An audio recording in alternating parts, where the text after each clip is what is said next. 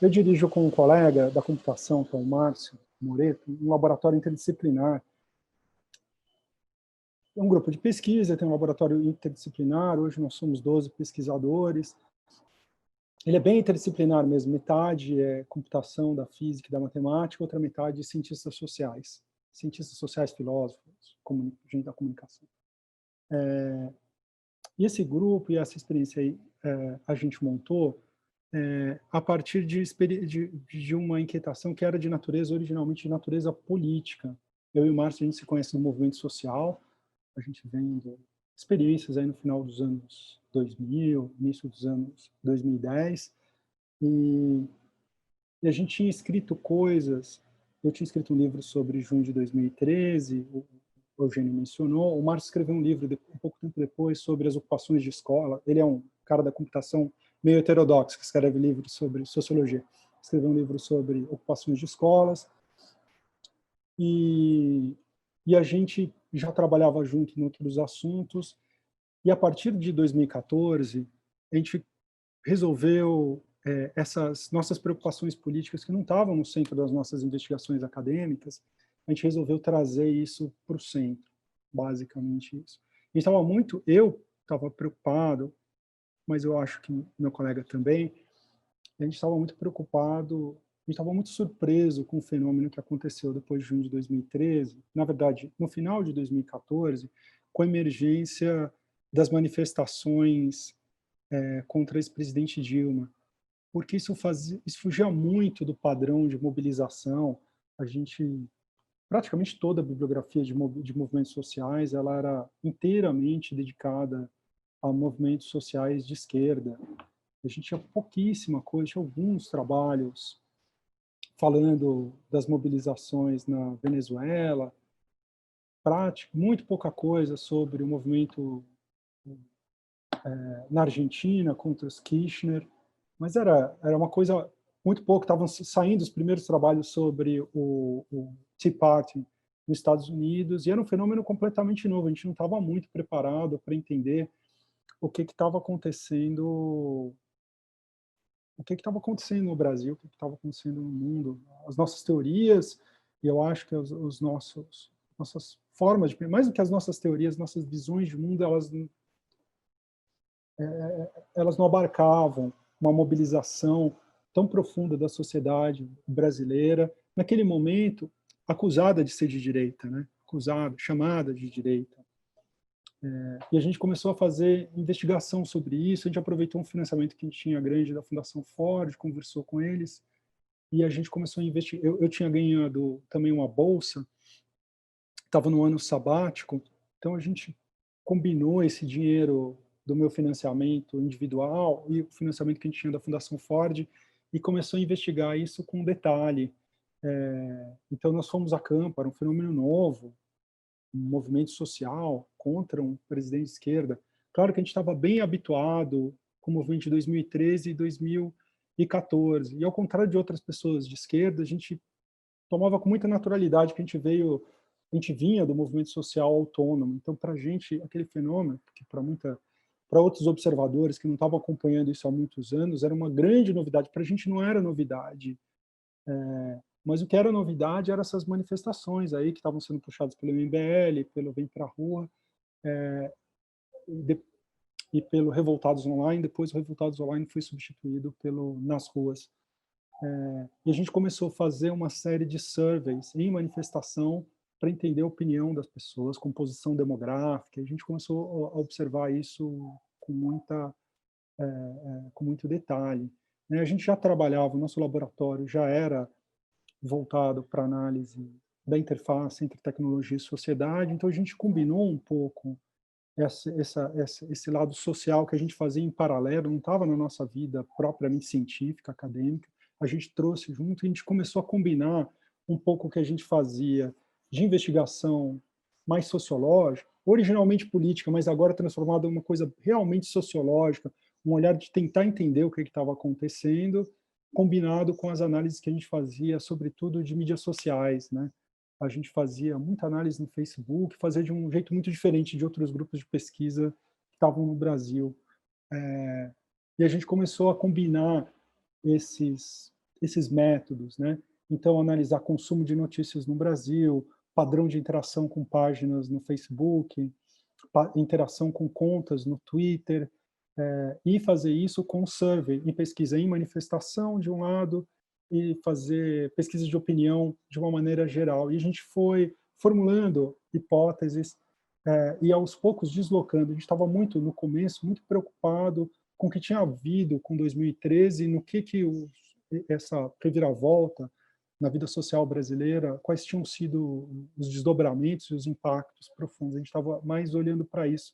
E, aos poucos, a gente desloca o nosso objeto de investigação para a polarização política brasileira, que ela se manifestava de diversas formas, né? Então, nos surveys de opinião, a gente captava isso pelo aumento das identidades políticas, que elas começavam a se sobressair. A própria polarização, quando você media uma série de opinião sobre diversos temas, em séries históricas, as opiniões elas passavam em escalas, né? Elas passavam a se concentrar nos polos, que é uma coisa que a sociologia americana estava olhando com bastante atenção desde meados dos anos 90. A gente reproduziu muitos desses estudos no Brasil. Então, a gente estava olhando isso e estava olhando nas mídias sociais um fenômeno, uma outra maneira de medir isso, que era a segregação de públicos, né? Que eu acho que, na verdade, a gente ficou mais conhecido por fazer isso. Então, como a gente, nas mídias sociais, você, ao contrário, você trabalhava com dados muito numerosos, você olhava por padrão de interação de, sei lá, 40 milhões de brasileiros, 60 milhões de brasileiros, e você via que eles estavam segregados em comunidades separadas, com circuitos de informação. A gente estava olhando para consumo de notícias. E, aos poucos, a gente foi, primeiro, constatando o processo de polarização da sociedade brasileira, constatando e caracterizando esse processo de polarização, que é um processo que tem várias características, né? Nas mídias sociais, ele se manifesta como segregação de públicos que ficam se alimentando de circuitos de informações separados. Isso aparecia nas pesquisas de opinião, com as opiniões elas se segregando, um pedaço do público, as pessoas que tinham identidades políticas fortes, as opiniões se segregavam, exatamente como estava acontecendo em outros países, que a gente via outros pesquisadores, a gente notava o mesmo fenômeno no Brasil, e também o aumento dessas identidades políticas e das dinâmicas de grupos que advêm de identidades políticas fortes. Então, identidades, tanto as identidades como esquerda, direita, como e outras identidades, feminista, antipetista, identidades chamadas antipartidárias, né? Elas começam a ganhar muita proeminência e formar comunidades ao entorno delas, gerando comportamentos automáticos. E a gente começou por uma série de metodologias, tentar capturar esses fenômenos. Então, a gente está investigando isso desde mais ou menos de final de 2014, então são 5 anos, e tentando entender essa dinâmica, tanto na sua expressão, tanto que a gente consegue capturar com pesquisa de opinião, quanto que a gente consegue capturar por análise nas mídias sociais e consumo de notícias políticas. O que mais eu conto para vocês antes de entrar como introdução? A gente participou, o Facebook, depois do escândalo da Cambridge Analytica, a gente usava muito dados do Facebook. O Facebook fechou as contas do acesso às suas bases de dados para pesquisadores, né? O escândalo da Cambridge Analytica, a gente fala que é um escândalo político, mas ele é um escândalo acadêmico também, né? Porque eram dados que eram utilizados por um pesquisador de Cambridge, que ele acessava esses dados para finalidades acadêmicas e ele vendeu para uma consultoria política privada, né? Então, e usou isso na campanha do Brexit e depois na campanha do Donald Trump. Então, depois o Facebook interrompeu. Então, todas as nossas primeiras pesquisas a gente nunca mais conseguiu reproduzir, que eu acho que elas dão os dados mais eloquentes na época. E o Facebook depois, isso faz uns ano e meio mais ou menos, ele resolveu abrir de novo dados para pesquisadores. Ele fez um grande chamado para acesso à base de dados deles. Acho que todos os grupos de pesquisa que trabalham com isso no mundo se candidataram e tiveram 12 selecionados. Nós somos um desses grupos no mundo, são 12, são uns 6 aqui do continente americano, acho que uns 4 da Europa e o resto da Ásia e da África, que deu. Então a gente está trabalhando nesse último ano nessa base de dados, olhando para o padrão de interação com links de 1 bilhão de usuários, acho que são 72 países, tentando entender. A gente está especificamente com um grupo latino-americano, coordenando um grupo latino-americano, tentando entender padrões etários da polarização desses dois circuitos. Por que pessoas mais velhas, que é uma das muitas coisas que a gente acha na pesquisa, estão polarizadas. Vou falar então um pouco, isso apresentando o nosso percurso. Eu posso contar também um pouco coisas que não estão tanto nos nossos trabalhos, mas é como o que a gente está pensando da polarização política e do papel das tecnologias. Por que esse fenômeno está acontecendo? Quando a gente começou a fazer pesquisa, a gente estava muito preso numa análise nacional do fenômeno da polarização, o que não é nenhuma particularidade nossa. Se vocês vão olhar os americanos, um pedaço muito grande da literatura americana constata a polarização da sociedade americana e tenta explicar isso a partir da história nacional. Então, eles vão olhar para os anos Trump, ou vão mais longe, vão olhar para os anos Clinton, etc. Os ingleses estão olhando para o Brexit, os argentinos estão olhando para o lockout contra os Kirchner,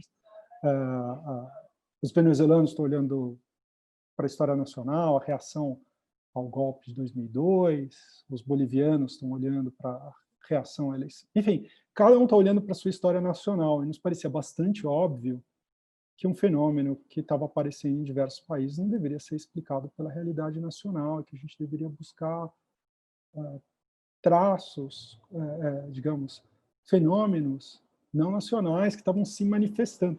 Era óbvio também que essa abordagem nacional, no nosso caso, a gente estava olhando para junho de 2013, era óbvio, porém, que não era à toa que as pessoas estavam olhando para as realidades nacionais, porque em cada lugar o fenômeno da polarização política, dessa divisão da sociedade civil em dois campos antagônicos, ele parece que tem um gatilho que dispara. Ele não é um processo contínuo, gradual, parece que ele tem um gatilho e ele se acelera muito. No caso brasileiro, estou bem convicto que junho de 2013, aí isso eu posso falar um pouco das evidências que a gente reuniu a respeito disso. Na Argentina, os colegas com quem a gente anda colaborando estão muito convictos de que isso foi o lockout.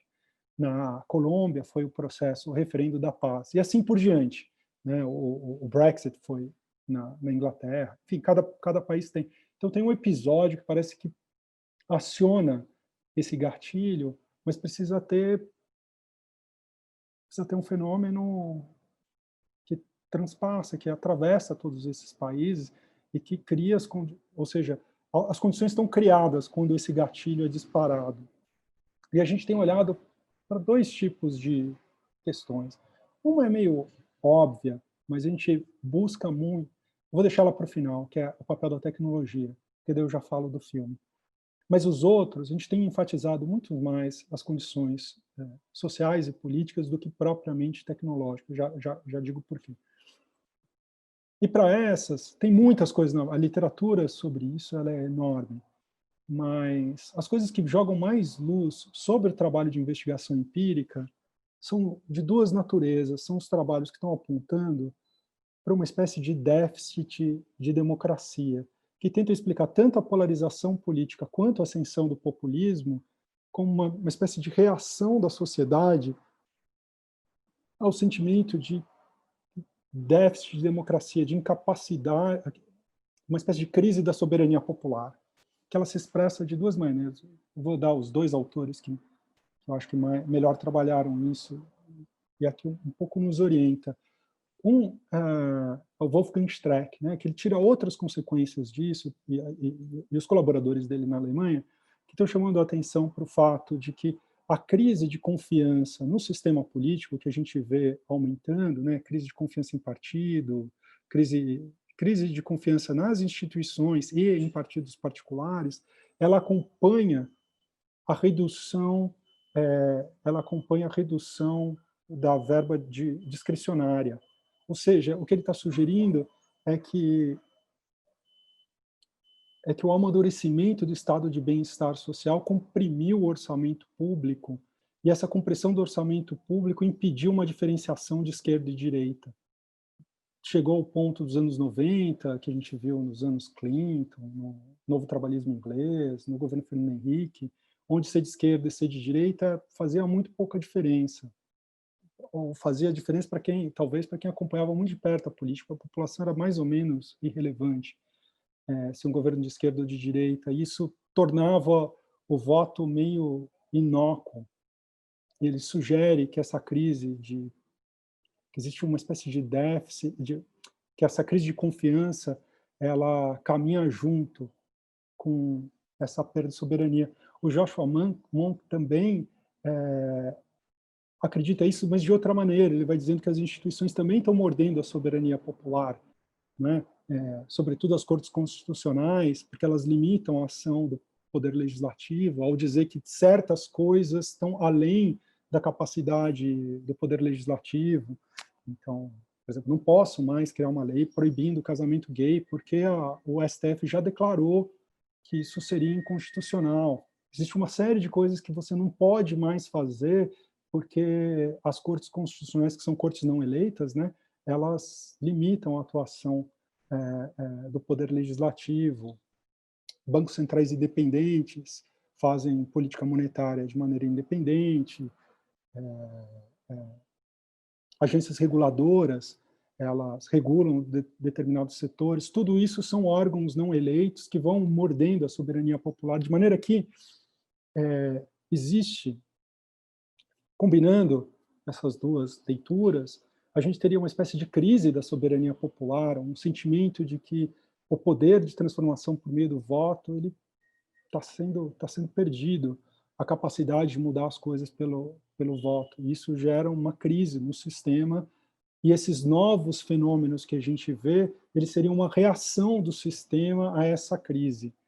E no fundo, essa crise é uma crise de perda de poder do voto e das pessoas, perda de uma espécie de crise da soberania popular, mas ela também é uma crise gerada por uma espécie de indistinção entre esquerda e direita, que elas não têm mais capacidade de se diferenciar. Na verdade, é uma crise que afeta mais a esquerda do que a direita, porque a esquerda ela se constituía no século XX como uma força política que provia direitos sociais. Só que para eu prover novos direitos sociais, eu preciso de orçamento público, e o orçamento público está extremamente comprimido. Não, bem, o caso mais, os sistemas previdenciários são a coisa mais evidente, mas, na verdade, todos os outros sistemas, o sistema de educação, o sistema de saúde, eles vão inchando, uma espécie de inércia própria, eles vão ganhando novas competências, eles vão se aprimorando e eles vão demandando espaço orçamentário. E o resultado disso é se a esquerda não prover novos direitos, ela perde a sua identidade política. E como o sistema ele é relacional, ao a esquerda perder a identidade política, a direita perde também.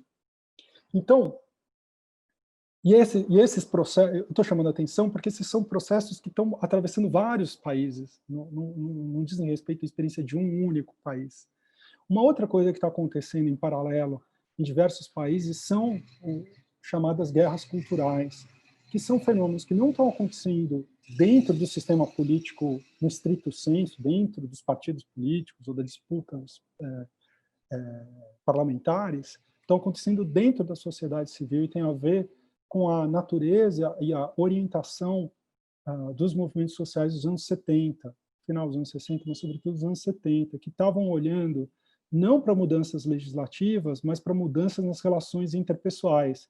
Né? O movimento feminista, o movimento gay, que era, como a gente chamava, o movimento que hoje a gente chama de LGBT+, né? Então, o movimento feminista, o movimento gay, o movimento negro e a contracultura, os 4 cavaleiros do Apocalipse. Eles estavam propondo mudanças nas relações interpessoais, mas do que mudanças de ordem legislativa. E essas mudanças elas vão sendo incorporadas na sociedade, e os historiadores das guerras culturais estão chamando a atenção que os conservadores se dão conta disso, reagem de maneira forte a isso, quase com uma geração de atraso, nos anos 90, a partir dos anos 90, quando eles vão percebendo que essas mudanças elas se enraizaram e que eles, os conservadores, que eram uma força majoritária na sociedade, se tornaram uma força minoritária. E eles precisam se organizar politicamente. É isso que gera essas alianças interreligiosas, que são elas são bem fora de padrão que a gente vê no Brasil, né? A bancada evangélica trabalhando com a bancada católica. Nos Estados Unidos a gente vê a bancada evangélica, católica e judaica trabalhando juntos, os conservadores das três religiões, que têm rixas interreligiosas seculares, superando as suas diferenças interreligiosas e formando bancadas conservadoras interreligiosas. Acontece aqui também, pode ver o padrão de votação, você vai ver que evangélicos e católicos votam juntinhos, na maior parte das vezes, nesses temas. Então, houve uma espécie de a reunião dessas forças políticas conservadoras que deflagram as guerras culturais, né, como uma reação contra o que eles chamam de um apocalipse, uma espécie de apocalipse moral da sociedade, na qual eles precisam reagir, né, entrando nessa guerra com atraso, mais ou menos com uma geração de atraso. Quando isso acontece, o sistema político que estava em crise, é assim que estou falando de maneira super esquemática, eu sei que ela é super esquemática, mas eu acho que ajuda, é o que a gente olha quando a gente tenta fazer análises mais pontuais. O que o sistema que estava numa crise de indiferenciação, na qual esquerda e direita eram pouco diferentes, é que eles abraçam essa disputa que está na sociedade e trazem para dentro do sistema político. E o resultado, e a polarização seria o resultado disso, uma espécie de reação do sistema, que é uma reação a uma indistinção do sistema político, de indiferenciação do sistema político, que se torna hiperdiferenciado. Por que ele se torna hiperdiferenciado? Porque quando ele abraça as guerras culturais, as divisões que separavam esquerda e direita antigamente, que eram as políticas econômicas e sociais, elas não são da mesma natureza que essas distinções, elas não são da mesma natureza que as divisões geradas por esses sistemas morais. As divisões geradas por esses sistemas morais, elas são muito mais vitais, elas são muito mais profundas, elas mobilizam muito mais as pessoas e principalmente elas são muito mais difíceis de se encontrar um compromisso entre elas. Então o sistema político abraça isso, traz para dentro do sistema político, e esse sistema político que não se diferenciava muito, ele fica hiperdiferenciado e alinhado com a sociedade, porque daí o sistema político joga força política nessa divisão que estava acontecendo entre as pessoas, que estava acontecendo na sociedade civil. Então, basicamente, o que a gente tem trabalhado é tentar investigar, mapear, caracterizar essa divisão na sociedade brasileira, que ela é marcada, ela é circunscrita, já conto o que a gente sabe. A gente sabe que, sob todas as medidas, a sociedade brasileira está polarizada, e essa polarização está circunscrita às pessoas que se interessam por política, que participam da política e que têm identidades políticas fortes. Elas estão bastante divididas. A gente captura isso por pesquisa de opinião, a gente captura isso também por análise de mídias sociais, onde a gente consegue analisar o padrão, o padrão de interação das pessoas nas ferramentas, não de maneira amostral, mas olhando para o universo inteiro. Então, a gente olha para dados muito amplos. Isso, sem dúvida, está acontecendo e a gente consegue datar esse processo. No caso brasileiro, primeiro semestre de 2014.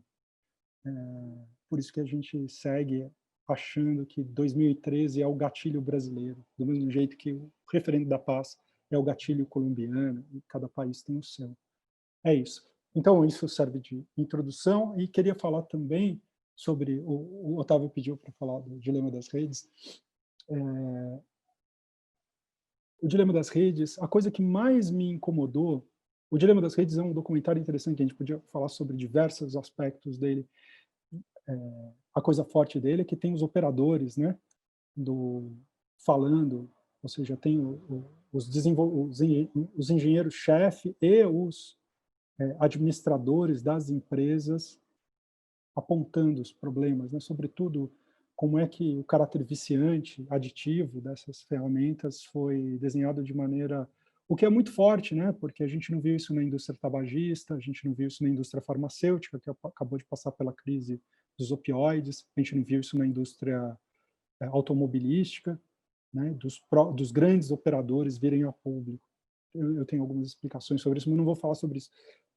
O que me chama a atenção nisso, e gostaria de concluir essa introdução mencionando isso, é que, embora seja muito persuasivo a maneira como eles relatam como esse caráter viciante das ferramentas foi desenhado e é deliberado, é proposital,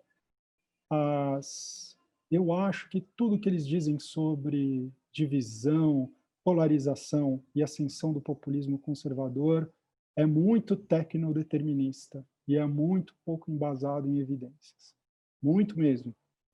Muito mesmo. Está muito longe não é nem unanimidade, eu diria que é uma ideia heterodoxa no campo de quem está pesquisando isso, que tem um componente de comunicação, que isso se expressa por meio dessa predomínio dessas novas formas de comunicação. Não há a menor dúvida que essas formas de comunicação foram a causa, eu acho pouco provável. O que eu queria te perguntar, Pablo, é um pouco sobre o filme, porque eu acho você uma das pessoas mais capacitadas para entrar nisso, como já ficou evidente aqui. Eu também não compro a teoria do filme. Por exemplo, toda aquela parte ficcional do filme, eu tenho muita dúvida a respeito. Eu entendo que é preciso fazer algo naquela linha, ou o filme não pega o espectador mais jovem e tudo mais. Existe um esforço de sintetizar uma empatia para que esse público acompanhe. Mas é claro que aquilo um clima de ficção científica me lembrou o filme Tron e não dá para comprar, pelo menos do meu ponto de vista. Assim como eu também não compro as teorias, mas o que eu gostaria de perguntar é uma outra coisa. Assim, um dado muito enfático são depoimentos, como você disse, de gente que estava lá dentro e que, mesmo que a gente não embarque nas teorias, trazem elementos muito fortes de irresponsabilidade. Sem que a gente concorde se vicia, se não vicia, como vicia, eu acho que o Ricardo Abramovay vai nos trazer dados importantes disso aí, e sem que a gente concorde com as teorias da polarização, mas não há como não perceber que eles vão fazendo de qualquer jeito, desprezando uma série de cuidados que poderiam existir. Isso é um primeiro nível de observação, mas explorando a sua presença aqui, eu pergunto o seguinte: outra coisa que fica muito evidente, e aí vai a minha pergunta, é o efeito do monopólio. O efeito do monopólio não está apenas no filme, embora ele seja dramaticamente exposto no filme. Mas o efeito do monopólio aparece nessa tensão agora que está montada já, está configurada entre o Congresso americano e as Big Techs. Práticas monopolistas indisfarçáveis já foram detectadas e muito bem documentadas, comprovadas.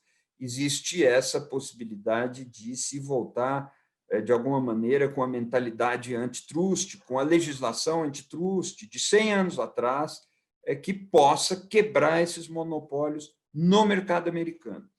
A minha pergunta, então, vai nessa direção. Esses monopólios são efetivos, eles realmente existem. Eles lidam com bilhões de usuários e têm um controle estrito do fluxo de informação, não dos conteúdos, mas dos fluxos de informação, porque o negócio exige que eles controlem esse fluxo para poder captar dados, comercializar os dados, monetizar essas operações. Esse tipo de comunicação é uma comunicação muito emocional, não é uma comunicação mediada pela razão. As reações são reações instantâneas e reações impulsivas. O negócio do like, todas essas coisas não passam pelo pensamento. Isso deforma a esfera pública, ou pelo menos o conceito clássico de esfera pública, e isso sequestra a razão da esfera pública. Eu não defendo a existência da esfera pública ou a saúde, não se trata disso, mas é claro que a dinâmica com base nessas regras de comunicação dentro de aparelhos monetizados, que evidentemente privatizam a comunicação do público com o público, coloca em risco algumas dinâmicas democráticas. E aí a pergunta é possível quebrar esse monopólio? Você acha necessário quebrar esse monopólio? Como trabalhar isso na perspectiva global ou internacional? Porque se a gente consegue algum caminho assim, nós, pela instituição de empresas concorrentes entre si, baixamos o padrão, ou o padrão não, mas baixamos o grau de concentração monopolista sobre essas dinâmicas e pode ser que alguma possibilidade de crítica, de contraposição racional sobreviva. Então, eu vejo, pessoalmente, como necessária a quebra do monopólio para a proteção da democracia. A gente precisa quebrar essas empresas, né? Elas são muito grandes, elas precisam ser... Tem várias maneiras, né, de regular, a gente anda conversando sobre isso, né? Tem várias maneiras de regular, mas uma delas é diminuir a concentração do setor, que é muito alta. Elas têm poderes demais, né? E elas estruturam a esfera pública. Quando a gente olha para a evolução de tempo de uso, por exemplo, já faz uns anos aí que o tempo de uso de mídia social ultrapassou o tempo de uso de televisão. Já faz uns, sei lá, não sei de cabeça, uns 4 anos mais ou menos, né? E a base de usuários que era menor, ela está muito perto. A gente está com a base de usuário de mídia social chegando uns 80% da população, e a penetração da televisão está 90 e pouco, né? Então, está ficando parecido, a mídia social é bem mais importante, né? E como a mídia social ela é interativa, né?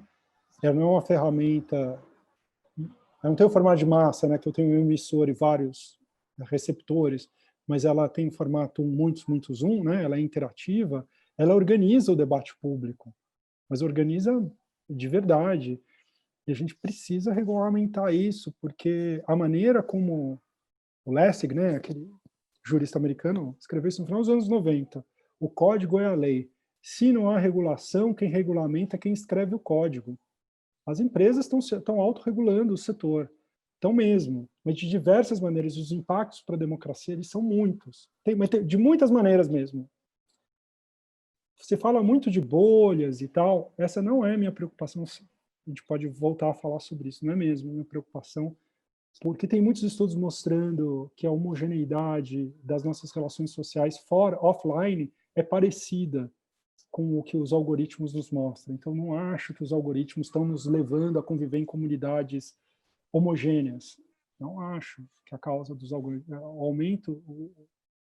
Os estudos que compararam as duas coisas deram, no máximo, 20% de aumento de homogeneidade dessas interações. O que eu me preocupo são outras coisas. Por exemplo, mídia social privilegia discurso inflamatório, mas privilegia mesmo. Dá uma reta, quando a gente busca relacionar os sentimentos que são despertados pelas mensagens com o número de vezes que a mensagem é compartilhada, dá uma correlação muito marcada. Sobretudo, 3 tipos de sentimentos, que é o medo, a indignação e o ódio ou raiva. né? Esses três, quando as mensagens nos despertam esses três tipos de sentimento, os compartilhamentos sobem.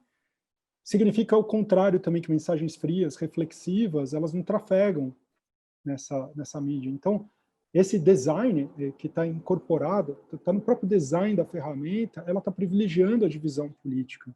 Ela também está privilegiando de outras maneiras, né?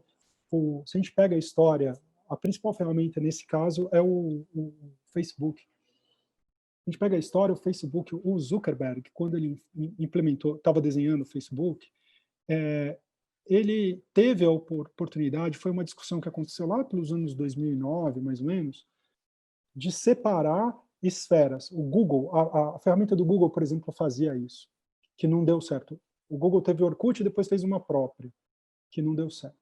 Mas o Zuckerberg teve a possibilidade de fragmentar a distribuição das mensagens, respeitando a divisão da nossa, os diferentes personas que a gente desenvolve, né? A gente não age da mesma maneira como profissional, como familiar, como amigo, né? Quando a gente, nas nossas relações profissionais, nós somos frios, impessoais, nós somos sérios. Nas nossas relações de amizade, nós somos informais, nós somos divertidos, nós somos, às vezes, ridículos. Nas nossas relações afetivas, familiares, nós somos carinhosos, doces, né? E a gente desenvolve personalidades diferentes para cada uma dessas esferas da vida.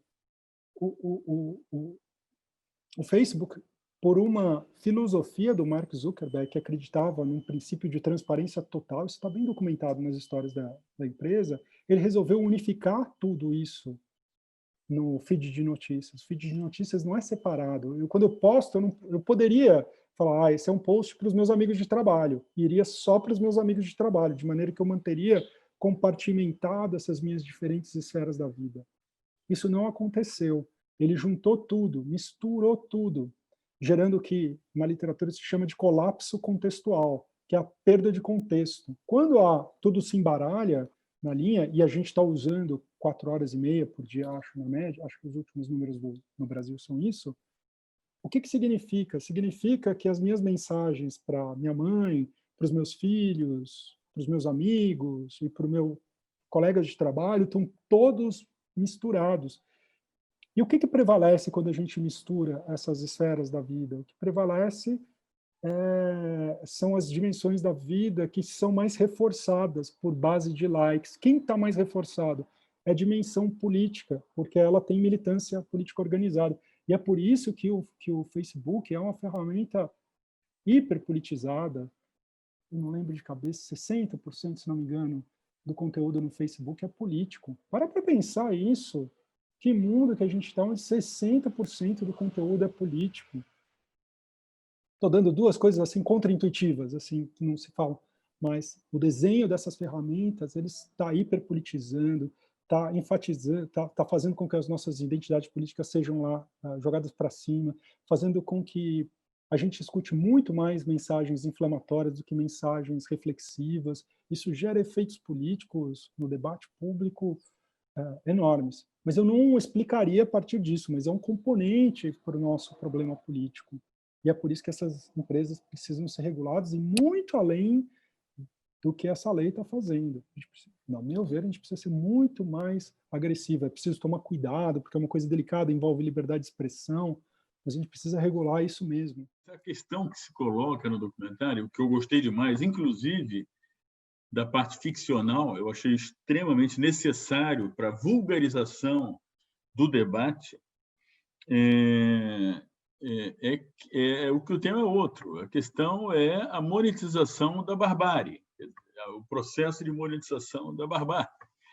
Aquela ideia de que o gênio saiu para fora da garrafa e não tem, é impossível fazê-lo voltar para dentro da garrafa. E isso certamente vai requerer um esforço global, não pode ser nacional, tem que ser global, assim como o aquecimento global, tudo isso, para se regular de uma maneira muito contundente o funcionamento dessas redes, né? Então, e outra coisa que no debate apareceu entre nós é a ideia de que, puxa vida, ficou faltando alguma coisa, porque eles não propõem nada, ninguém propõe nada. E eu vi justamente aí a maior riqueza do documentário, quer dizer, a revelação da incapacidade geral de alguém propor soluções para esse processo de monetização da barbárie. Quer dizer, eu achei que é revelador dessa situação global. Eu acompanho de perto o que a Europa está fazendo, tentando encontrar mecanismos de controle, né? E o caminho mais fácil, mais de curto prazo, é a tributação, mas a tributação não resolve nada dessa questão da monetização da barbárie. Então, esse é o meu primeiro comentário sobre o filme. Tá?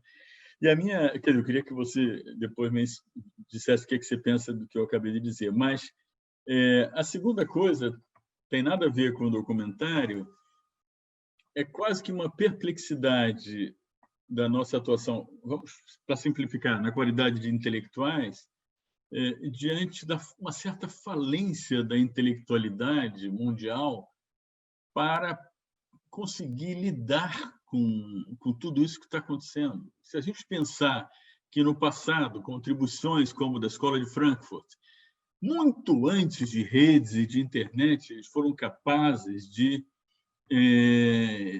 decodificar perfeitamente essa questão da dominação política da tecnologia, e também outras contribuições no passado muito importantes do ponto de vista da questão da desagregação social, como Bourdieu, Castells, entre outros, desigualdade, Bourguignon, na questão filosófica, Foucault, tantas contribuições que precederam todas essas transformações, que foram muito mais esclarecedoras e são úteis até hoje para nós compreendermos o que está acontecendo. E eu vejo, talvez seja equívoco meu, hein? Eu vejo uma certa falência da reflexão no mundo hoje, reflexão robusta, né? Sobre essas grandes transformações. Eu não sei se você compartilha desse meu pessimismo em relação a essa falência da intelectualidade no mundo para lidar com um fenômeno tão importante. Acho que até que nesse eu acho que eu sou mais otimista que você, mas só nesse último pedacinho aí. Eu acho que tem muita coisa, tem muita gente pensando, tem muita reflexão sobre isso. Mas assim, o negócio é casca de entender. Nós estamos vivendo transformações muito aceleradas e muito difíceis de serem capturadas. Mas tem muita reflexão. Sobre o documentário, tem uma coisa que me chama muita atenção, né? Que eu fiquei pensando, por que é que essas pessoas vieram, né? Isso não é usual. Não é usual. Meu Deus, a hora que eu falei, a gente fala, pô, indústria farmacêutica, indústria do tabaco, a indústria automobilística. Por que que não é um cara que está lá, não? Tem uma meia dúzia, né? Não lembro quantos, mas é uma meia dúzia de altos funcionários. E eu acho que uma explicação é o fato de que essa indústria é muito diferente das outras. É uma indústria que ela nasceu acreditando que as tecnologias encarnavam valores. É uma coisa que às vezes é chamada de ideologia da Califórnia, às vezes é ideologia também chamada de doutrina Google. A ideia de que essas ferramentas elas eram portadoras de formas sociais, que a adesão, que a disseminação dessas ferramentas, ela proveria um aumento da democracia, do acesso ao conhecimento, da liberdade de expressão e assim por diante, né?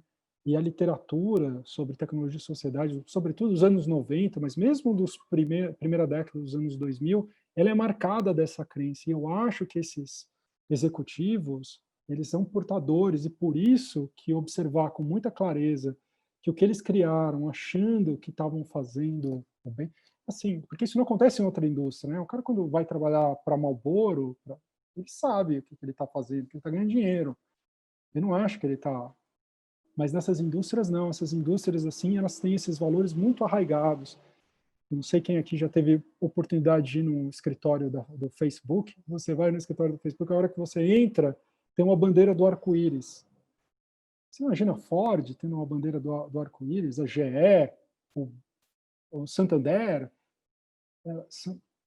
essa ideia de que a empresa ela é portadora de valores, que ela traz o pluralismo, que ela traz a diversidade, que ela democratiza, é muito entranhada nessas empresas. Eu acho que explica um pouco o mal-estar que tem nos altos quadros dessas empresas. Talvez tenha a ver também com o fato de serem muito novos, né? Essas empresas, você não acha ninguém com mais de 40 anos. São empresas geridas por gente muito jovem, muito jovem. Chama muita atenção quando você frequenta. Eu frequento um pouco esse meio dos executivos, assim, é todo mundo com 30 anos. Mas o que mais me incomoda é o poder dessa coisa da singularidade, né? Para a Singularity University, a grande mensagem é: olha, caminhamos para a solução de todos os problemas da humanidade. A abundância está ao nosso alcance. Todos os problemas sociais serão resolvidos com essa revolução. E isso tudo acaba contaminando de tal maneira, né, os corações e mentes no mundo inteiro, que acabam ofuscando os verdadeiros desafios societais que a gente tem com essa questão da tecnologia. É isso que me incomoda. É avassaladoramente superior e sedutora essa visão da singularity.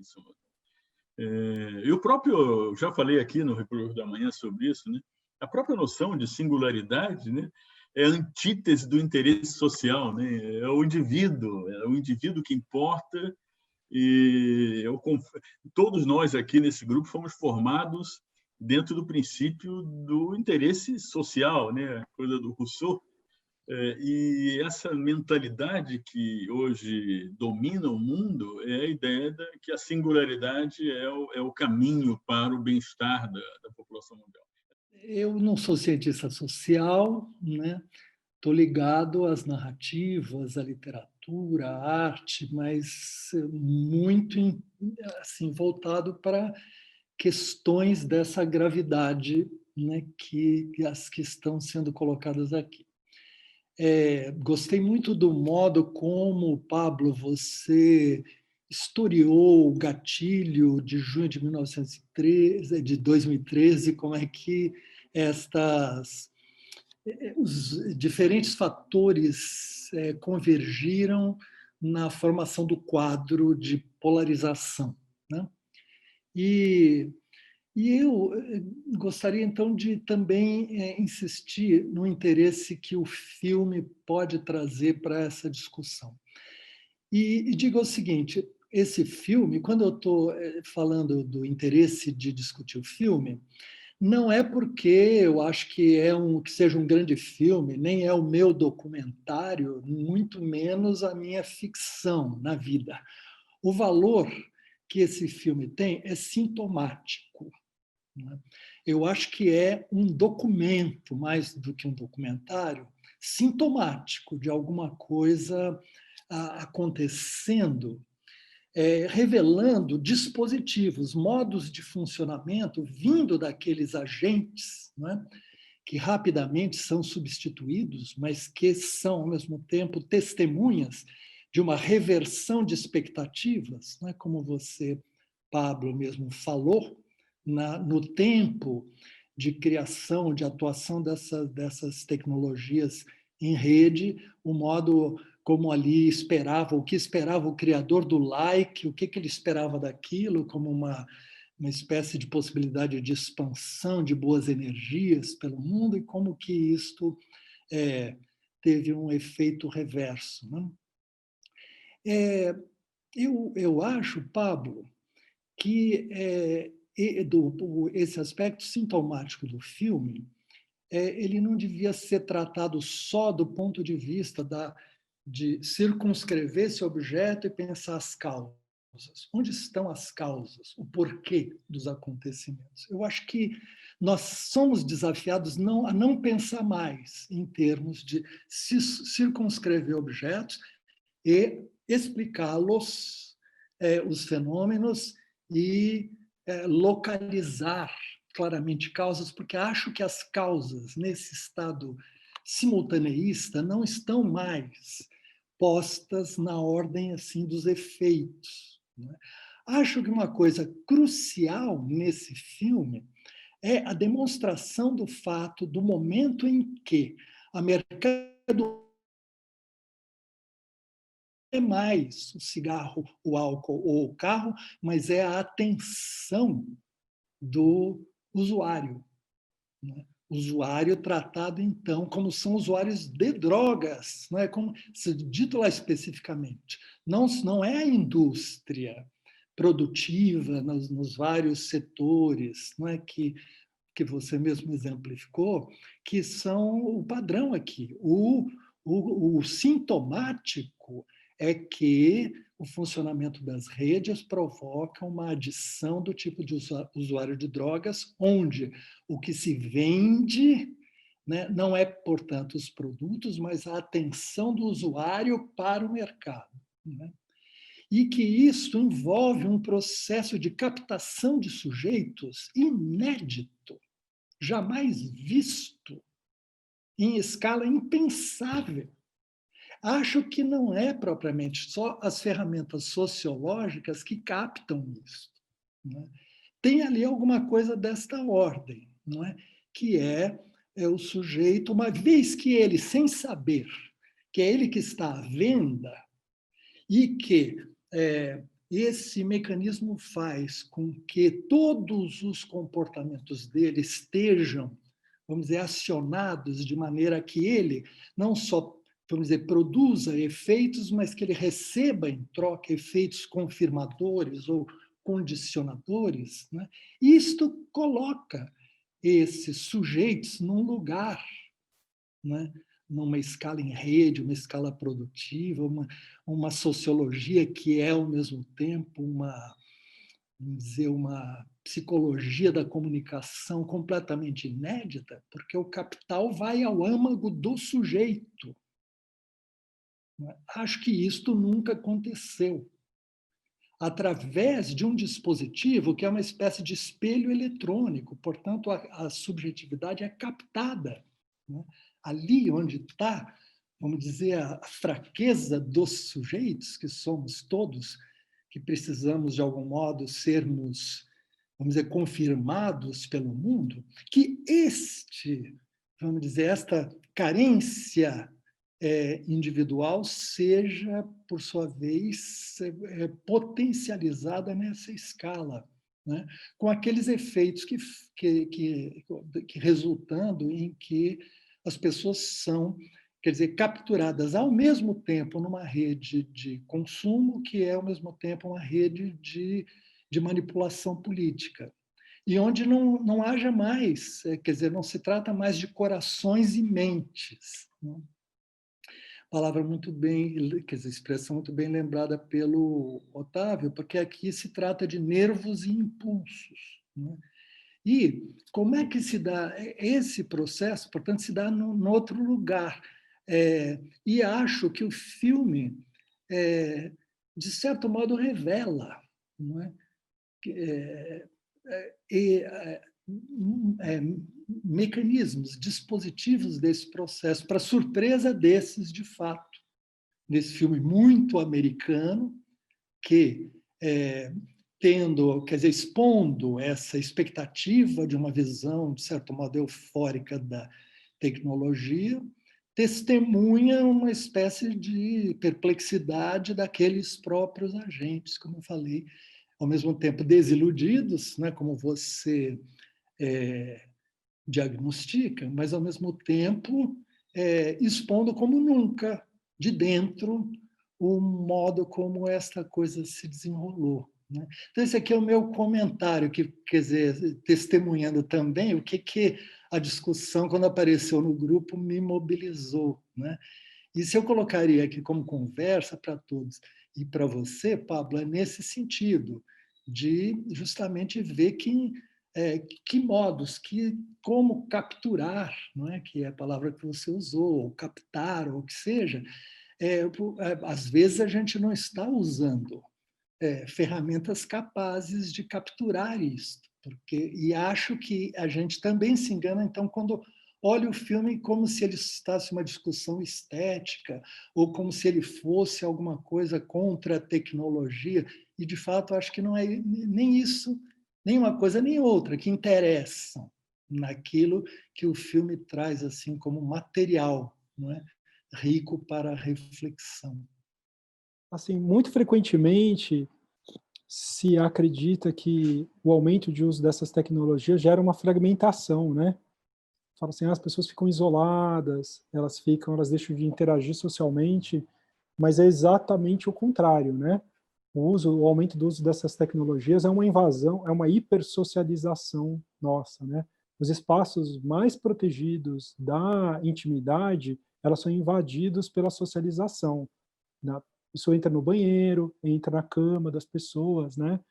Quando você está em relações sociais, você está submetido ao poder das relações sociais. São tecnologias extremamente invasivas, que socializam, é uma invasão da sociabilidade. A gente está hipersocializado, para falar de outra forma. Eu acho que um dos problemas, inclusive, eu normalmente estou mais preocupado com as repercussões políticas disso, né? A gente está hipersocializado, está hiper mesmo. A gente está a todo momento. Nós estamos falando 4h30, em média. Para dar média, vocês imaginam quanto 4h30 por dia, né? Imagina nós estamos falando de gente aí ficando eu mesmo, ficando 10 horas, né? Você está sociabilizando. O que é isso? Eu estou medindo like. Quando eu estou medindo like, eu estou medindo reforço. Eu estou avaliando minha reputação na comunidade. Imagina que tipo de obsessão social isso gera na nossa vida. É uma espécie de... a socialização penetra no mais íntimo, não é? Dos sujeitos. Não é? Não, é possível a gente imaginar que há de certo modo, quer dizer, rompe-se barreiras, né, distâncias protetoras, como você mesmo disse, eu acho, né, que os grupos de convivência, né, tradicionalmente são grupos separados, onde para cada tipo de relação você estabelece também um tipo de linguagem, de troca, etc. E tal, né? E aqui você tem uma espécie de aniquilação mesmo destas comportas, né? E você, é como se, quer dizer, desfaz, como você falou do Facebook, você está postando ali, você está se dirigindo indistintamente a relações que seriam pessoais, as que são de trabalho, as que são... E todas essas, vamos dizer, de repente, vão em direção a galvanização política, né? ou de valores, ou a guerra cultural, que você disse que é ali onde a política, quando ela incorporou as guerras culturais e as diferenças, ela trouxe para o âmago dela elementos que são mais dificilmente mediáveis.